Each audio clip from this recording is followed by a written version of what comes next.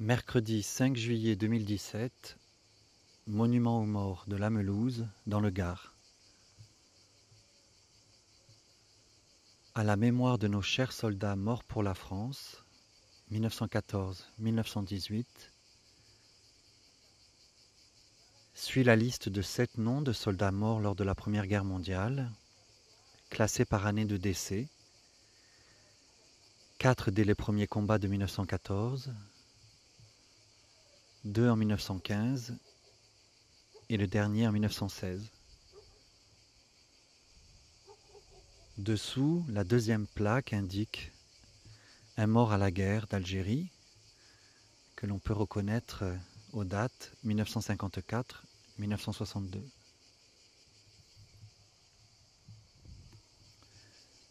Ce monument, qui pourrait paraître ancien, est en fait récent. Il a été décidé et inauguré par une équipe municipale à la fin des années 90. Sa typologie est simple. C'est une plaque, donc, apposée à une stèle. Et le tout repose sur un muret qui entoure toute la place de la mairie, sur laquelle nous nous trouvons ce soir, et qui fait penser que ce monument a sans doute été placé, inauguré, en même temps qu'un réaménagement complet de la place.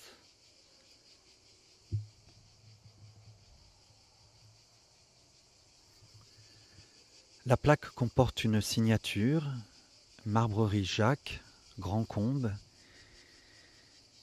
qui est la seule mention, le seul indice qui nous fait réfléchir et nous aide à poser cette question qui nous occupe. Qui décide, qui dessine un monument aux morts à la fin des années 90 et à quelle nécessité politique, historique, esthétique, culturelle répond-il ?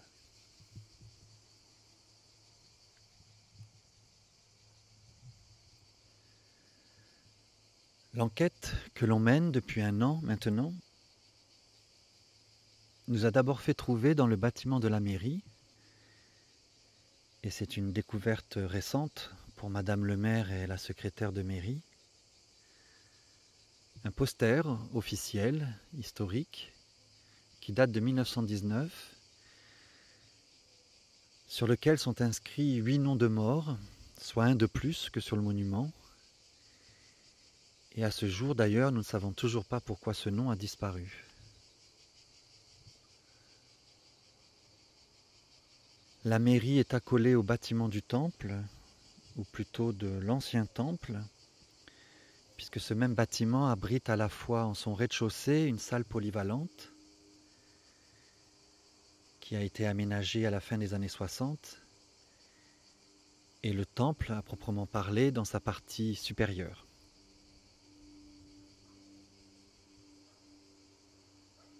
L'entrée du temple, d'ailleurs, a été déplacée. Elle s'effectue maintenant par en haut, dans une petite rue au-delà de la mairie.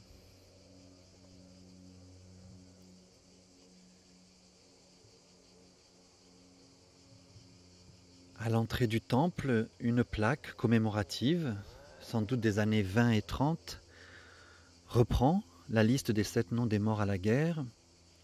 Et l'on s'aperçoit d'ailleurs très vite que cette plaque a servi de modèle pour construire le monument aux morts. À une nuance près, les mots Dieu et patrie, ainsi qu'une croix huguenote gravée sur la plaque, ont disparu du monument aux morts.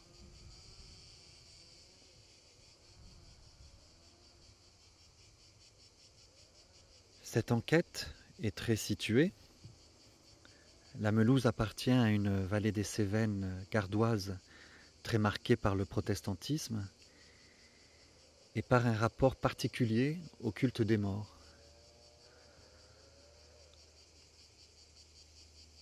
Avant même de commencer cette enquête autour du monument aux morts lui-même, on nous avait d'ailleurs aiguillé sur la particularité de la commune, à savoir qu'il n'y avait pas de cimetière communal, mais que les tombes étaient aménagées dans les jardins et les propriétés privées des familles du village. Et ce n'est que l'année dernière, en 2016, qu'un cimetière communal a été construit. Mais en cet été 2017, aucun mort n'a pour l'instant été enseveli.